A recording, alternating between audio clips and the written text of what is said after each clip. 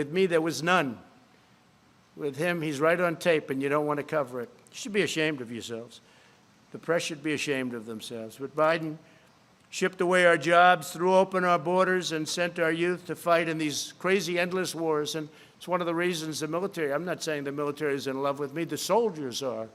The top people in the Pentagon probably aren't, because they want to do nothing but fight wars so that all of those wonderful companies that make the bombs and make the planes and make everything else stay happy. But we're getting out of the endless wars. You know how we're doing.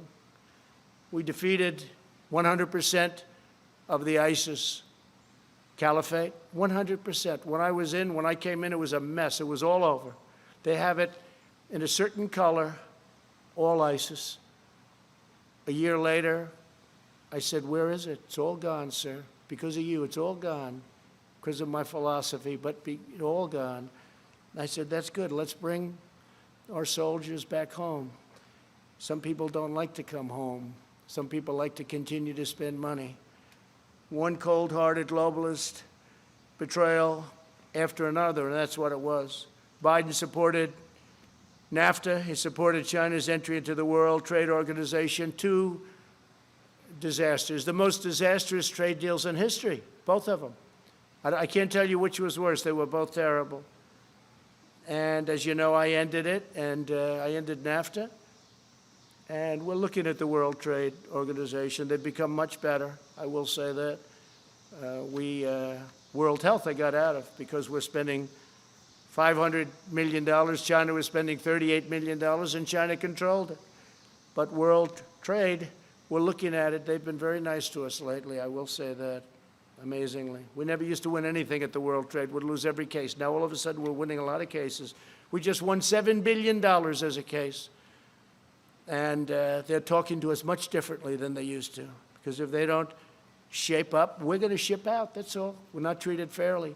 China is treated as a developing nation. Developing nation. We're treated as a nation that's fully developed. We're not fully developed as far as I'm concerned. When you look around at Portland and you see what these Democrats are doing to our cities, take a look at what's happening in New York and Chicago, where you have Democrat-run cities and mayors that are running and governors that are running states so badly and mayors running cities so badly. It's very sad to look at it. It's Democrat-run.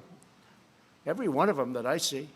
I guess we could probably find one or two that aren't, but so far I haven't been able to. If you look at Biden, he supported TPP, Trans-Pacific Partnership, which would have been a disaster, would have destroyed our automobile business. By the way, many plants are being built right now, auto plants in Michigan, just like I said. They're being built in Ohio. They're being built in South Carolina, North Carolina. They're being built all over and expanded at a level that we've never seen before. Because I said to Japan and Germany and others, sorry, you got to come here and build plants, otherwise we're going to have to make it very tough on you with tariffs. And we got out of the horrible Paris Climate Accord that he'll go back into because, you know, it sounds wonderful. It's a disaster for this country. They've basically taken away your wealth, the Paris Climate Accord. And the other countries don't have to adhere to it. China doesn't kick in until 2030. They don't have to do anything until 2030. We had very high standards. We would have had it closed under some scenarios. 25% of our businesses in order to qualify under this ridiculous Paris Climate Accord. Sounds good. It was very bad and very expensive. The New York Times has just published an entire story on Biden's China sellouts, which is amazing for the New York Times. I appreciate that. In 2001, Biden said the United States welcomes the emergence of a prosperous, integrated China on the global stage because we expect this is going to be a China that plays by the rules. They didn't play by the rules. They didn't play by the rules.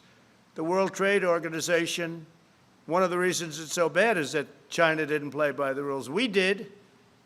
We did, but their rules were easier because they're considered a developing nation. So they had a much lower standard. But even that, they didn't play by the rules. That's when they became a rocket ship. They were flatlined for years and years and years. Then they joined the World Trade Organization. And frankly, they cheated. Okay, they cheated. I'll say it. What difference does it make? I feel much differently. I feel I made a great trade deal with China. Great. They're buying. You know why they're buying? Because they know I'm not happy. That's why they're buying. And I talk about it because today is Labor Day. And it's a good time to talk about when we're being ripped off by countries, but nobody's even close to China. Biden cheered China's rise as a great power because great powers adhere to international norms in the areas of non-proliferation, human rights, and trade. Well, they didn't. They took advantage of stupid people. Stupid people. And Biden's a stupid person. You know that. You're not going to write it, but you know that. The cost of Biden's economic treachery was 60,000 shuttered American factories, and I hear this morning the real number is probably 70,000. 70,000 shuttered American factories, and he's talking about how wonderful it is with China. No, China's been very bad, on top of which we had the China plague sent to us, and other viruses, nothing near this serious, but the swine. We had other viruses sent in over the years that came from China. I wonder why. If Biden wins, China wins because China will own this country. If Biden wins, China will own this country, and hopefully you're not going to be able to find that out. It's the most important election in our history right now, most important election in our history. Under my administration, we will make America into the manufacturing superpower of the world, and we'll end our reliance on China once and for all. Whether it's decoupling or putting in massive tariffs like I've been doing already, we're going to end our reliance on China because we can't rely on China. And I don't want them building a military like they're building right now, and they're using our money to build it. We'll manufacture our critical medical supplies.